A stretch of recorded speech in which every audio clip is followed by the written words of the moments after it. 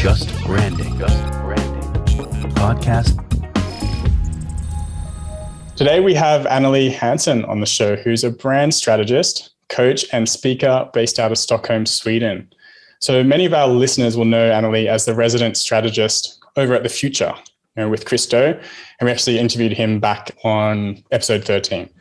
So Anneli just launched an incredible 6-figure course over at TheFutur called Brand Strategy Fundamentals. So what people may not know is that Anneli has a background in building sustainable brands. So this was long before it was a trend and has recently pivoted into helping creatives transform into strategic thinkers. With this background, it's no wonder we have invited Anneli here onto Just Branding.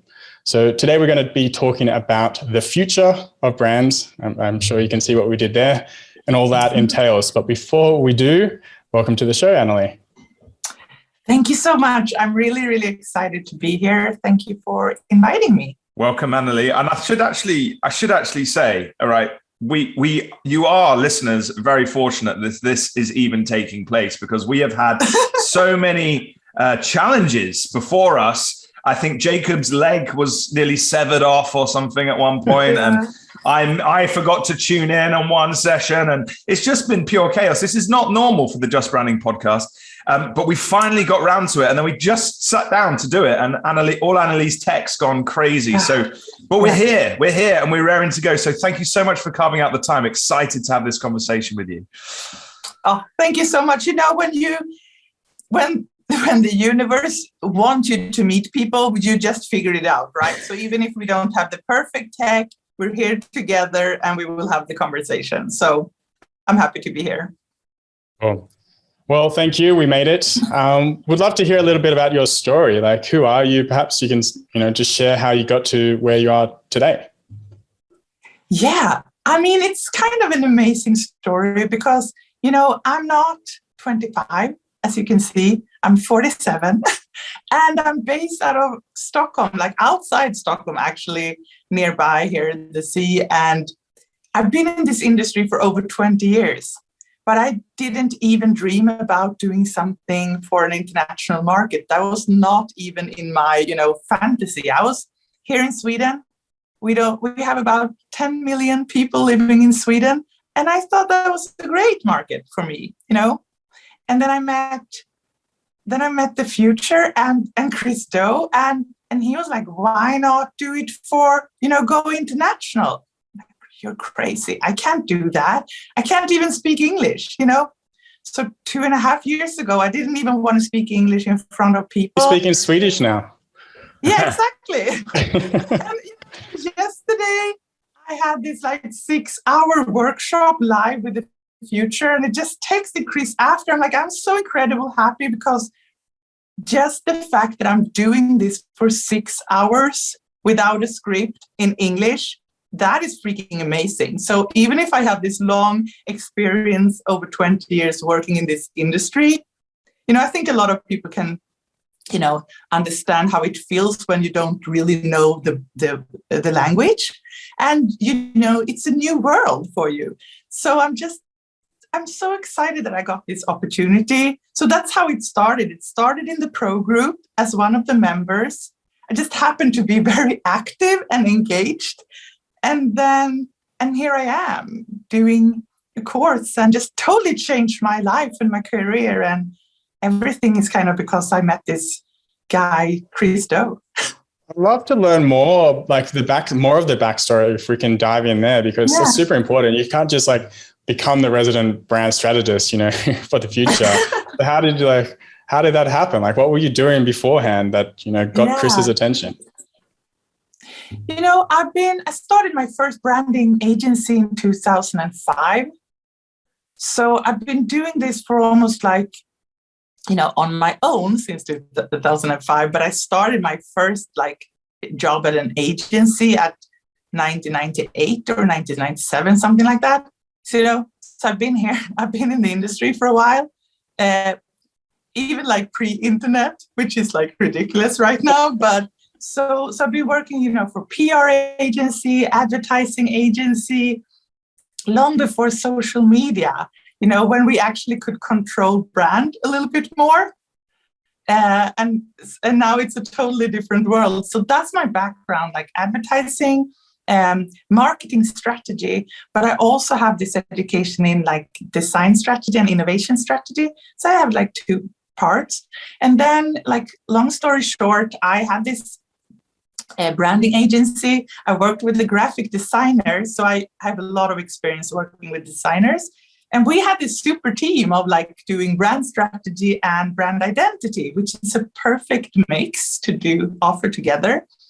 But then I felt like, I think I need to have this experience from the client perspective as well, because you work with those big clients and you just complain a lot about like, they can never make any decisions.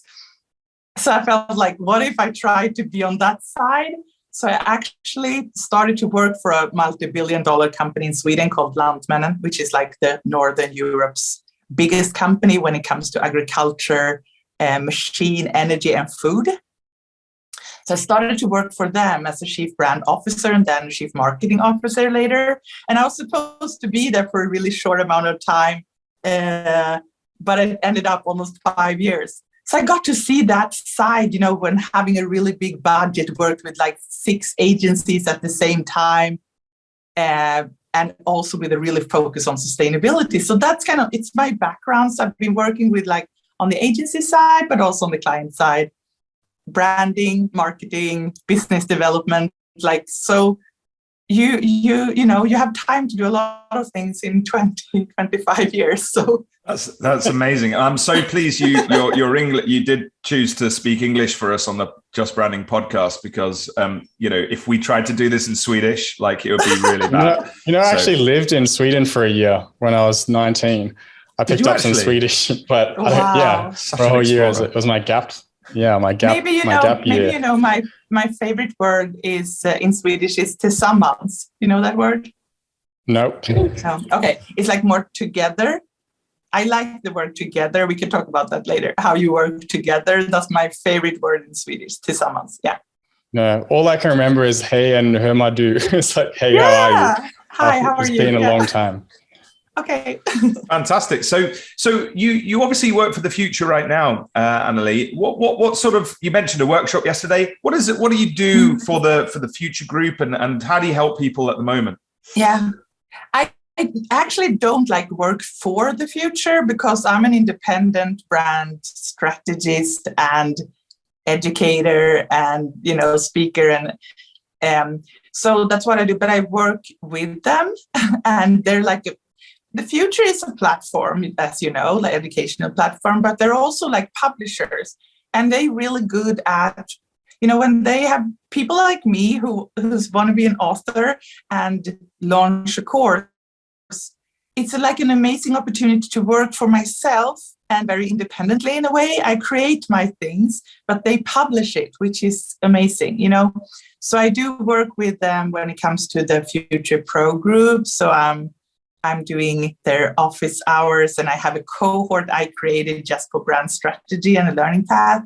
And I do workshops for them and the course. So, but then I have my own things as well when I do like public speaking and coaching and different things. So I do both, which is like the perfect mix of two worlds, not words. Yeah. Amazing.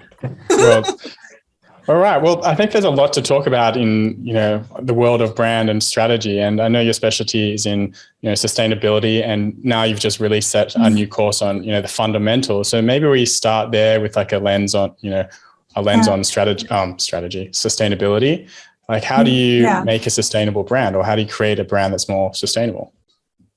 Yeah, you know what? I do think that there's so many people Sweden is kind of obviously, we're good at sustainability, and we're not just Greta Thunberg. We're actually having a lot of companies are really good at sustainability. So I think, first of all, I'm just really keen on that companies take responsibility and not just do greenwashing, or I also call it purpose washing. Like, there's so many people just today that want to talk about it, and they have all their like communication and things around sustainability, but you actually need to do things first, and then you can talk about it.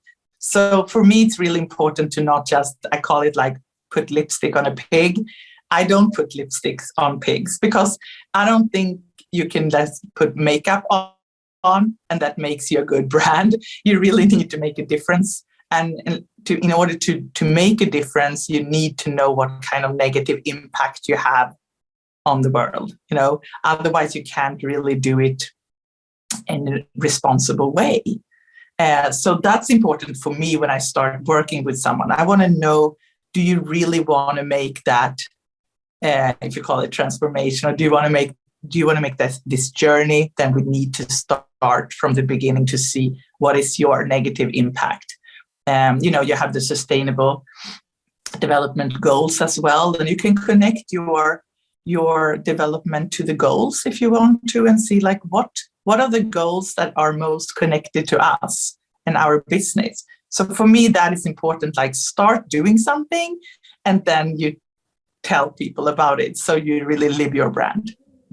I often find that, amazing to hear you talk like that, but I often find one of the challenges is tracking and measuring stuff. Because I think a lot of people, a lot of brands want to authentically, leave the world in a better place than when they found it, for sure. Yeah. But sometimes it's tricky to measure things. I just wondered if you had any thoughts on that, because you say like the first step is to just kind of take stock of the negative things that are happening right now. Well, how do you gather that information? I mean, first of all, I think it's really important. It's like when I tell people, when I teach, that you don't have to be the expert on all your clients' businesses. A lot of creators are so nervous but I don't have that business background. I don't know everything about business.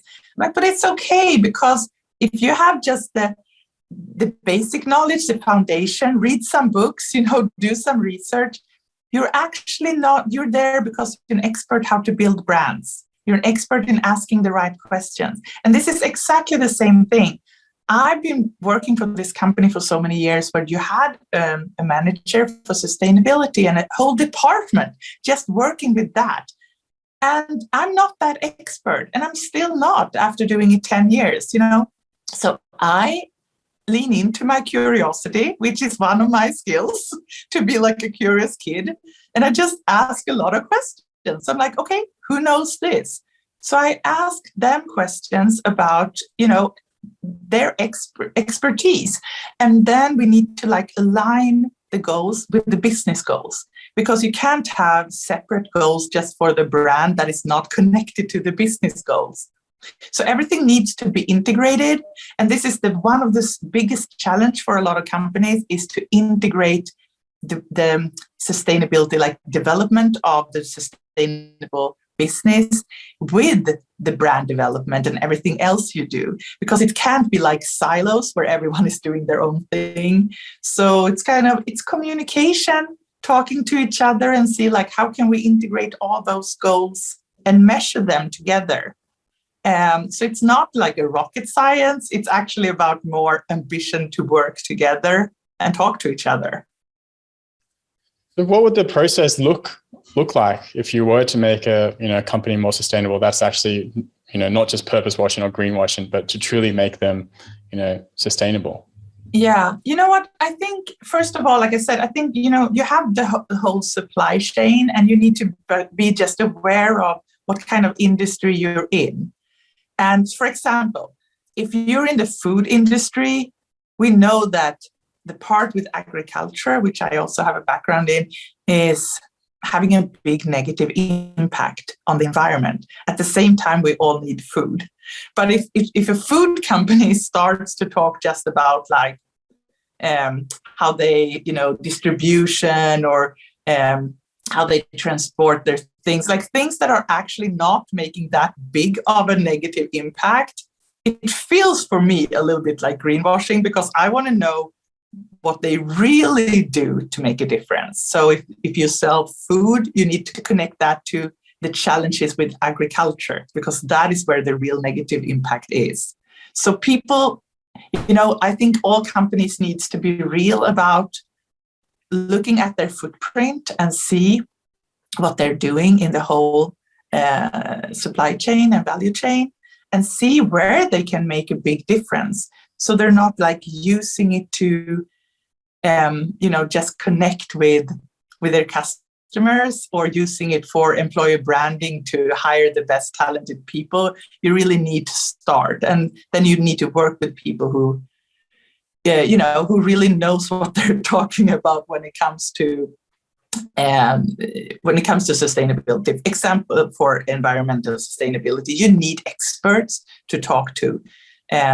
So that's why it's so important. Like my department, when I worked with developing the brand, we were sitting exactly like next to each other with the department for sustainability. We work together all the time. So it's about like how you can innovate new products, services, everything is so connected.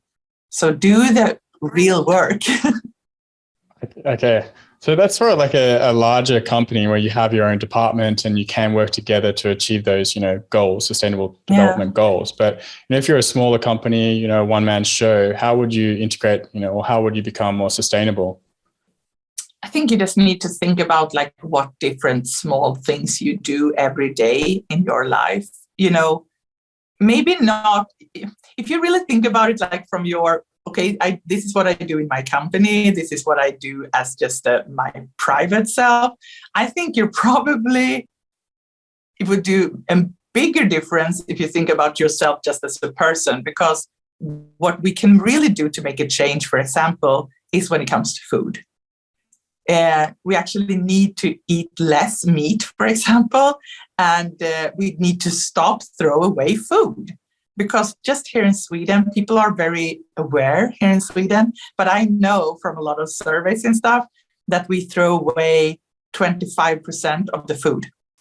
So we buy food and we throw away food.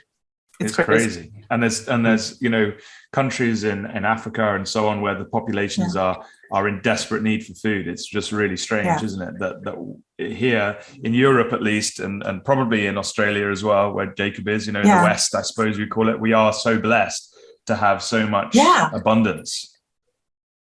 Exactly. And you know what? I'm actually going to show you. I just remember when we talked about it. This is a book when we're talking about this, from where I used to work, and it's in Swedish. You can't read it, but it's like take care of the food, something like that. And it's actually recipes for one day, and for the following day, it's like how can you, what's it called when you have leftovers? Yep. What can you do with the leftovers? So you have a recipe for one day, and then you have for the leftovers. And that was a typical good example how you actually make a difference, because we did that book, but we actually shipped it for free to a lot of schools in Sweden. So every school, because they also have problem with food waste, so they could inspire themselves to not throw away so much food, but they could also give this to teachers and students to make a difference back in their families, So this is like an example when you actually do something that will make a difference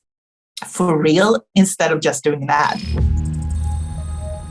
So, Anneli, I've got a question for you just about the process of things, right? Because it's really interesting to hear you say, you went in, you were sat with the teams and so on and so forth as a strategist. Because I think what I see in the industry, and I don't know if you'd agree with this, is a lot of people looking at graphic designers, looking at strategy and thinking, yes, we want a seat at the table. We want to make changes and really, have an impact in sustainability. It might be anything in real impact for businesses.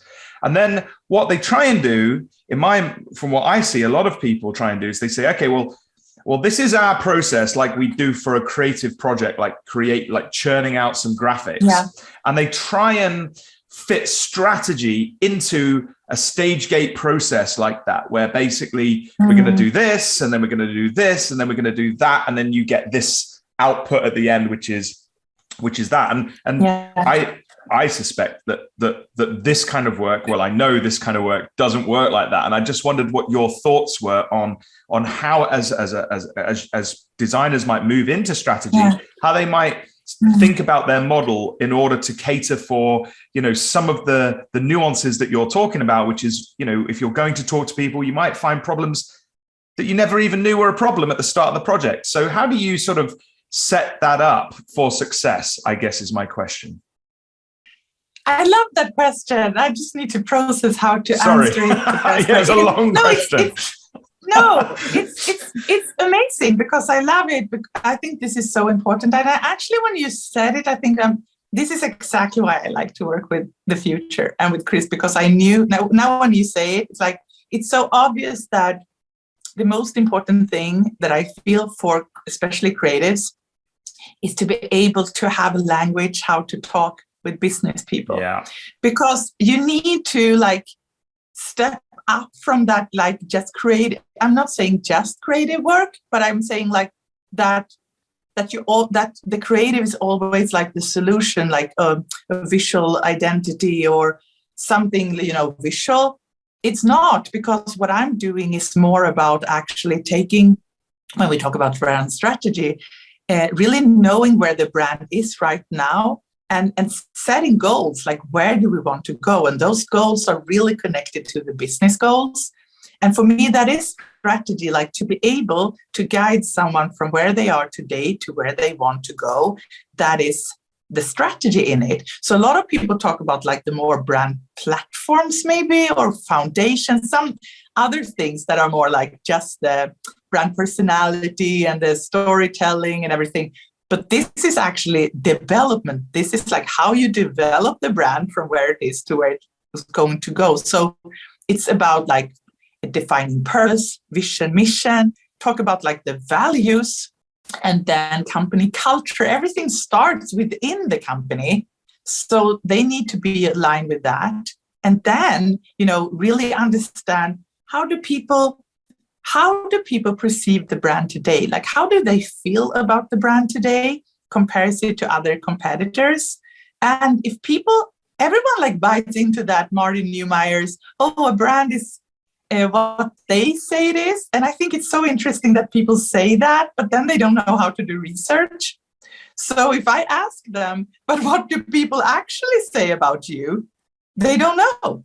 So the thing is that is what I help them with, and that is what I teach. So if you know how you want to be perceived, you're clear about that and your positioning, you also need to make sure that you actually understand how people perceive you today. And you can't control the brand, that's like 20 years ago, but you can actually try to shape the brand perception. That is what we can do. So we can manage it, we can inspire, we can shape the perception. But before we can even do that, we need to know what people think about us and feel about us as a brand. So I think that is like the difference when you talk with people like that, because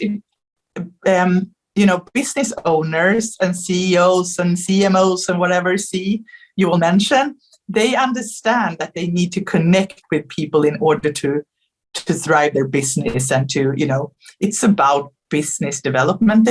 So when you know that and you know how to do it, you know how to connect with people on an emotional level. And that's where you level up from not have to talk about price. Exactly. Then you can talk about values and building the brand. So that's the conversation. Yeah. And that could end up in like business development, like a new product, a new service. It doesn't have to be brand identity or a website or something. So then I have a conversation with them on a much higher level, which is actually how to grow your business and leading with brands. So I think that is, if we want to talk and be invited to that table with C-suites, we need to know how to talk about business goals, how to align the brand goals with that, how to talk about how branding can actually be kind of the whole, it's not just about marketing as an engine, it's branding. And the branding change the perception people have about the company, and that makes people want to work with you. The best talented people want to work with you. So branding is the core of the whole business. So that's what I wanted to teach creatives. Like, don't just focus on a solution right away, because then you will be treated as an order taker. I want you to help. Design is about solving a problem. So that's how I see it. No, 100%. So just going back to, can I prod you on just one other thing, Yeah. and then I know Jacob's got some questions, and I've just completely stomped all over him. But I'm just super interested in the process side of things, right? Because I mentioned like creatives, those of us that have come from that background, we tend to have like a mood board phase. And then once we've selected a mood board, we'll go into the design development phase, and you get 3 rounds of amends. And then at the end you get, which is obviously the classic way of doing things.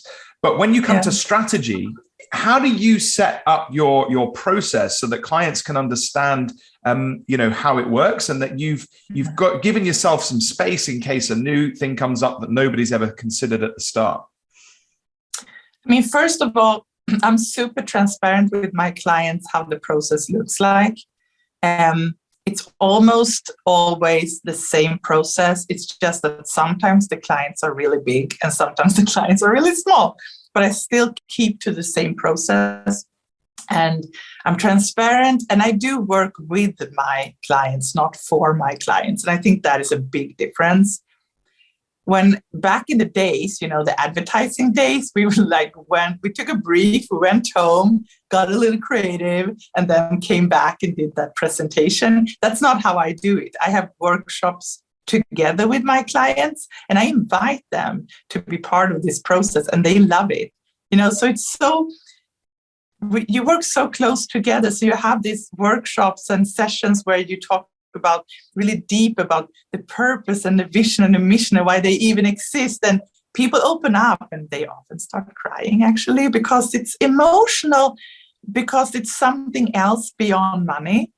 So when you start off a relationship like that, you become really close, and then I just guide them through the whole process, mainly by asking really good questions, because they have, like we talked about with sustainability, they have all the answers within them. So I just need to help them. And then I help them how to do the research, and that takes time, of course, to do research. Sometimes I do it on my own if it's more behavior studies and interviews. And sometimes I hire a team to do it if it's a bigger client, of course. And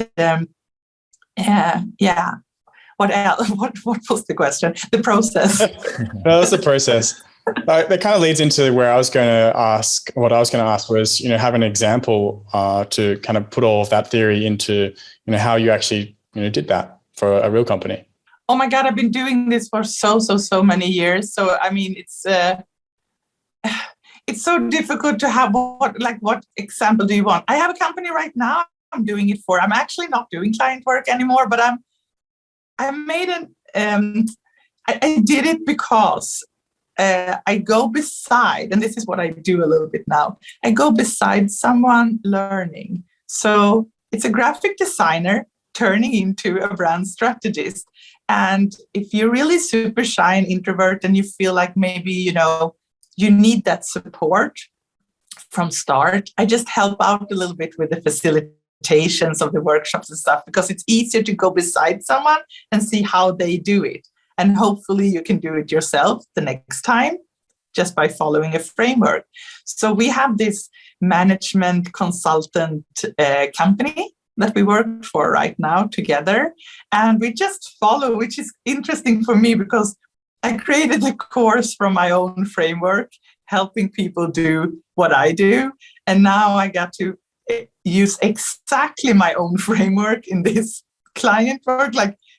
I basically take everything from the course and I just use it, which is kind of interesting for me to do. So I went through all the steps with them, and we just had our third session together. So it's just basically start with, like I said, do you want to go through the different steps in the process just to see what I do? Or okay. So it's basically, just to keep it short, I always think it's so important to start from the inside, because it's different if you develop a product. We talk about the users first, But I do think you need to start from the inside with who you are as a brand. So the soul of the brand for me is more purpose, vision, mission, and the values. And that's just facilitation. I don't know that about them. I don't even want to do too much research and just want to lean into my curiosity and ask a lot of questions. So I help them with that because that will lead into later on really good stories to tell. And stories is what connect us emotionally, people to each other. You're not getting like... Could I interrupt and ask some of your go-to questions? Because we're always told to ask deeper questions or more questions, or like, what are those questions? Yeah, I think this is a really good thing because yesterday we actually talked about this in my workshop, and a lot of people start to just ask a question like, what makes you feel really excited, like beyond your work, or like, how do you feel like you want to make a big difference in the world? You know, there's so many questions that can open up things. Or when it's Sunday and you're looking, you're going to work tomorrow, what if you don't even get paid for your work? Would you still do it? And what really motivates you to continue to work? You know, what difference do you want to make in the world? There's so many questions that are beyond money. But the thing is, it doesn't just matter to ask one question and then go on. You need to see where something sparks in their eyes or they have some kind of emotional reaction. And when they have that, you need to see it, because then you need to stop yourself and have a follow-up question and be like, oh, I noticed that. Can you tell me a little bit more about that? That's how I do it. Like, so I noticed you said this thing. Can you tell me more about that, please? So, or can you go a little bit deeper in that? Because then people start to open up more. Oh, that's so interesting. Can you tell a little bit more? You know, so that can you tell me more? It's a really good opening up question to follow up. So that's the most common mistake people do, is that they see it as an interview. They just jump questions instead of like, oh, that was interesting. I need to be present and to go deep when I see that something, interesting appears, because you want to find that real story, that purpose behind. So I think that's the best. I mean, there's often, of course, a lot of really good questions, but just prepare a few questions that will lead into the conversation, and then you stay open and present and just go deeper and let people have their time to process and talk. That's some good tips. Coming back to the topic of this is the future of brands. And, before we were talking about, how you could control brands, 20 odd years ago when social media wasn't a thing. What's your opinion on, the future of brands? And then we can get back into your process. Yeah. I was just curious on that. Yeah. You know what? I do think the future of brands, first of all, sustainability needs to be integrated as part of the development of a brand. This is something that I'm going to talk much more about. I just knew when I started out international 2 years ago that people was not ready, because I've been doing this for over 10 years with sustainability. But I realized that I could hear how people talk, that this is going to be a very difficult journey for me if people are not ready to talk about it yet. So why do you think it's going to be so important? Like, let's ask some simple questions. You say lean into it and be curious. Why do brands need to think about it? Because the thing is that we're about to totally destroy our planet. And we have about 8 years to do something to change that. And that's fact, and I think that all companies need to take their responsibility, because, that's just what we need to do if we want to save this planet for upcoming generations. So that's one thing, that we need to take responsibility because we're about to blow everything up. But the other thing is that it's actually also the only way they can be successful. So even if you don't even think about, you don't even care about the children, you don't ever care about the future, some people do care about revenue, right? And those people also need to do it, because they're not going to have a business going forward, because you have consumers and they demand sustainable brands. But you also have people you want to work for you, and younger people today, especially younger people, we know that from so many surveys that they want to work with companies that actually take responsibility and have a very clear purpose, and not just that, that they actually, they demand that you do something for real, not just that greenwashing thing. So I think if you want to attract the best employees, if you want to have, customers that really, really like your brand, you don't have a choice. Right. And just one follow-up question, right?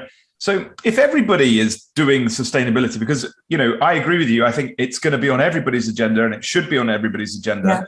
But then it kind of, becomes a thing like we're all doing it, right? So, suddenly it's not such a newsworthy story because, hey, everybody in the industry is doing it. What are your thoughts on that? And how would you navigate that from a brand perspective? Because obviously one of the key things about brand is that you want to stand out and say, communicate and try and manage those signals. But hey, if everybody else is saying the same stuff, it just becomes noisy. What are your thoughts on that? I totally get that. But you know what? I think that first step is to do, and everybody needs to do something first. And I hope we will get there, that that's something that everyone just do, take responsibility. But then it's actually, so you also stand up for something, but you also want to stand out, as you said. And I think that I'm very much for that everyone that is doing something should be very transparent in their communication. So the brand should actually talk about their journey. They don't have to be perfect, because the thing is, if you're really transparent and you tell people about your journey and you tell, we're not perfect. Sometimes we mess up. We know that. If you have that tone of voice, people will actually like it. If you pretend to be something that you're not, people will start to question it right away. So it's almost the same thing as personal brand. So I think that's the first step, is actually to do. But then you can actually use it in your communication, but do it in a way that you stand out. So this is where you come to the next point of my journey, where you start with purpose, vision, mission, values, but then you come to brand personality. And the brand personality is actually about also standing out, to have your own voice, to stand up for your things and to stand up that way. And a good example of that, for example, I think is Oatly, the Swedish brand, oat milk. And because their communication really, really stand out. And they're kind of a rebel in their tone of voice, how they speak, which I really, really like. I think it's so cool that they have this, they use traditional ads and stuff, even Super Bowl commercial. They use that, and then the message in it is kind of almost making fun of themselves that they're doing that, the copywriting about it. So I think it's a really good example how you can actually stand out, but you have a foundation of a sustainable business, but then you use it in your communication in a really good, really good way. So there's a lot of different companies doing that. Oatly is one example. I don't know if you have innocent drinks. Yeah. Do you know who they are? We have those in Coca-Cola. The UK. Yeah. Smoothies. Coca-Cola. What? Smoothies. They're famous for, right? Yeah, the smoothies. Yeah, I don't think they have it in the US, but they have it in Europe for sure. And in Australia too. So I know they actually started back in 2003. So it's a long time ago.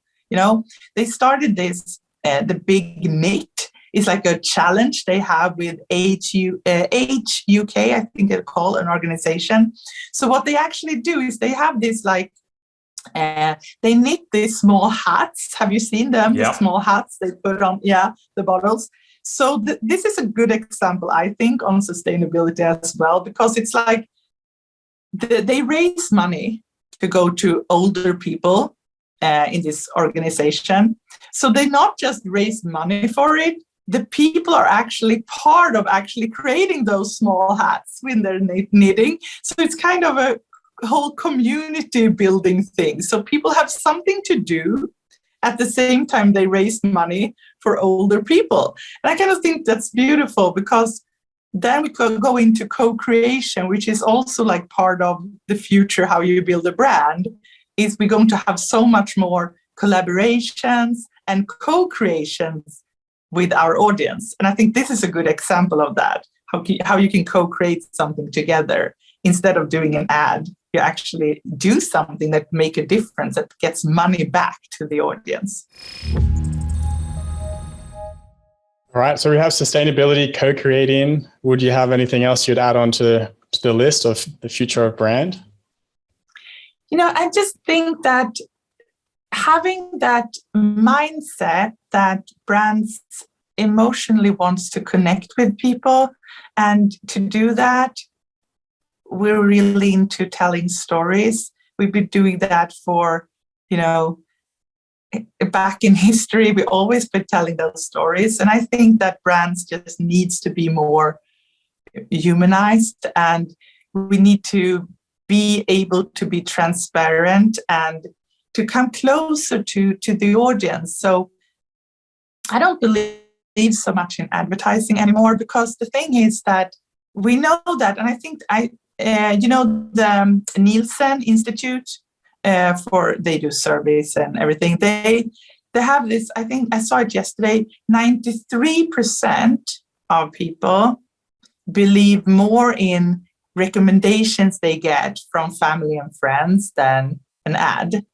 So that's word of mouth.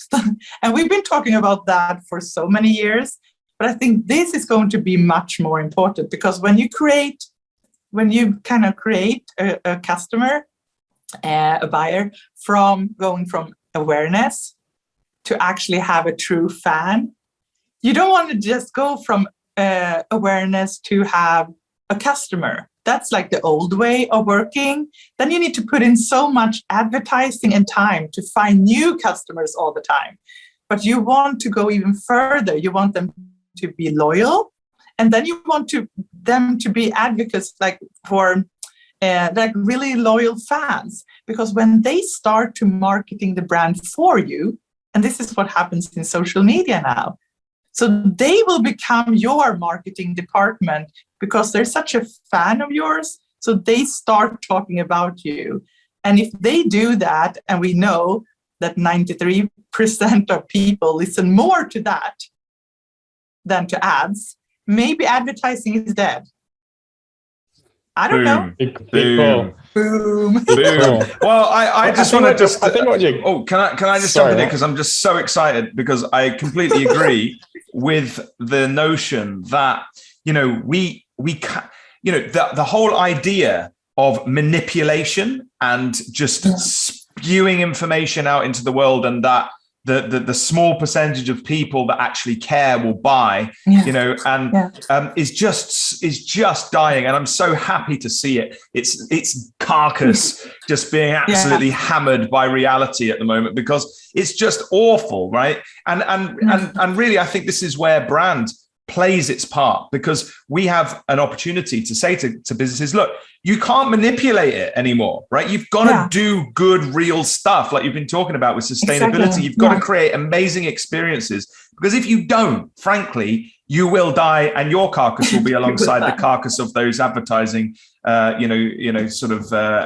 practices of days gone by. Mm-hmm. So yes, let's do it, everybody. I'm just gonna pipe back down, but I just wanted to come in there and go, woo, yeah, boom. And you know what? And this is also the reason, like, we get really pumped up on this. I know, too much. But it's like, this is the future, because you can do, but you need to start from even if we talk about my process, we need to be able to be part of that business development discussions as well, because that's part of how we build a brand. So, for example, if we look at a brand like Patagonia, for example, which a lot of people love and connect to sustainability, I don't know if everyone knows that their material is actually from recycled polyester, and that's made from used soda bottles. So everything they do is like from how they actually think about how to develop their new products. Everything is sustainable from start. So that's when you have a sustainable business model. And I'm thinking about like us as designers, when you know design thinking and you're a strategic designer, we can actually design a business model. So that is also part of the future. We go beyond brand strategy and we start as designers to design new business models where innovation and sustainability is kind of the motor in everything, the engine in everything. And that will really, we will be a part of, I can see that chief brand officer beside the chief design officer for the company.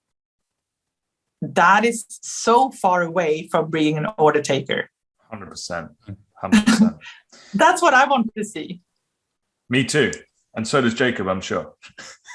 Yeah, I think what you're describing there is basically the customer experience before, before Matt chimed in. It was the experience is because that, every experience that someone has with a brand is, what's going to help, what's going to make them refer, to a friend, right? If they're having a positive experience, they're going to recommend your service. So you want to make the best customer experience possible, right? And how do you do that? You have to understand the motions behind, how to connect with them, what makes them turn. So I think it's, a good way to turn them into advocates. And we can design the whole brand experience. And that is something that business people understand too. That why do you waste a lot of money in advertising, for example, if you don't make sure that you have a really, really good brand experience in all touch points first?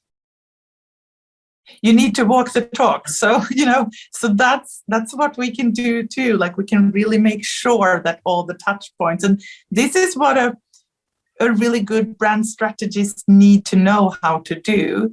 And even a brand designer, it's not just about doing the visual part, it's to be able to design a brand experience. So I've been taking some notes, to summarize the future of brands, and I'll just list them out here for our listeners. I know we've been very scattered all over the place, but to hear them in a list, right? So sustainability, co-creation, making a difference, having the mindset to emotionally connect with others, using storytelling, making your brands more human, being more transparent, having a closer connection with your customers, making the best customer experience possible to turn them into brand advocates, using brand as a business model and actually walking the talk. So, mic drop. There you go. That sounds like what I like to do. I like the co-words like collaboration, co-creation. I think that will be the future because I don't remember who wrote that. I think it's a book about Google actually, but before we used to put like 30% in product development and 70% in advertising. And now it's like the reverse. So we actually put so much more effort in developing products. So I think it's not just products, it's developing brands and brand experiences. And when you do that really, really good, it's like, just look at Apple. I mean, if you do it really good, you don't have to do so much advertising. Amazing. Right. We'll add on innovation to the list. Yeah, innovation is really important. Yeah. All right. I think we're getting to the end of our discussion, our time limit. I know we have to head off, but was there anything you'd like to leave with our audience? I think the only thing that we didn't, because we didn't go through the whole process, but what I really kind of just want to say that I think is really important, and I want to encourage people to think about it, is how can we actually do research in a way when we provide value that is more beyond just what the marketing department is doing, because they're really good at data and they're good at numbers and everything, sales. But what we're good at as creatives is actually to understand people and how to connect with people. So I think if we lean into more the behavioral side, So my research is much more, I'm very inspired by IDEO, for example, where I took also courses at DAVIES, that to understand people on a deeper level, to do more like observational studies, listening with your eyes, study people in their natural environment, like habitat, to see how they behave, and to do deeper interviews to really understand people, like not ask, what do you want? Because people don't know what they want. They want the same as they have. But you need to understand their deeper, like, pain points and values and motivations and fears and dreams. And when you know how to do research like that, you will really understand them. And that will help you how to shape that brand perception going forward, how to position your brand. So I think that's the only thing that I want to like say, that I know I do that a little bit different to other brand strategies, but for me, it's really important to understand people, because if you don't understand them, how can you then shape that perception? Boom, boom. And where can folks find you, Anneli? Like, you know, say someone's on here and they want some coaching and they're like, I need a bit of that. I need a bit of that help and guidance and thoughts. Where can we find you? I'm here for you. You can find me. I'm really active on Instagram right now, because I realized, and this is thanks to Chris again, that Instagram is a really good place to teach. And I'm very keen of giving away as much as possible for free. So I teach in my carousels, and I do that on Instagram, and I'm at the Anneli Hansson. Anneli, Anneli Hansson. And that's where you can find me. And I really try to give, I hope I can give as much value as possible for people, because my only wish right now is I want to teach this to the world. I want to make a difference, because I can't work with like 10, 20 people, like companies every year. I want to teach the world so people can go out there and do this, make this change for companies. I think that could have an impact. Oh, it definitely will. It definitely will. I just want to give away as much as I can for free, and then I charge for things I can pay my bills. Well, you've certainly added loads of value for us today. As I'm glad Jacob's here, because he's like the calm one, and he's just ordered that list out towards the end, which was super helpful. But I've enjoyed our conversation, and it's been all over the place, which is just how my brain works, which is great as well. So I've had a great time. Yeah. So thanks so much for coming on the show, Anneli. It's been amazing to have you. And, we wish you all the best in teaching the world about brand strategy. What an amazing ambition. Yeah. Thank you so much, guys. I'm very, very happy that you invited me. So thank you so much. We made it happen. Third time lucky. Yeah. All right. Thank you so much. Cheers. Thank you. Bye. Bye.